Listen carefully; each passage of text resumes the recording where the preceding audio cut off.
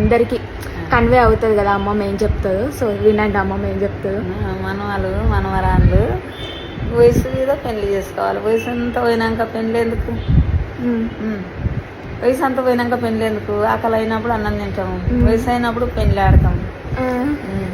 ఇప్పుడు ఎవరికి చెప్తున్నావా? నాకా లేకపోతే మా వాళ్ళందరికీ?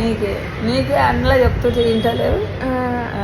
అంటే నా ఏజ్ ఉన్న పిల్లలందరికీ చెప్తున్నా. అవును, నీ ఏజ్ నాన్ని తతనులకు మనవలకు మనవరాన్లకు వయసు మీద పంగి మీద పెళ్లి చేసుకోవాలి.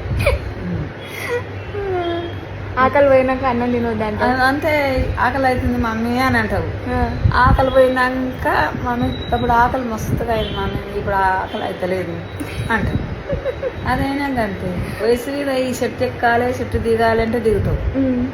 ఈ వయసు పోయినాక చెట్టు దిగుతావా? భర్త మీదనే, భర్త మీదనే కానీ ఓగా ప్రేమించి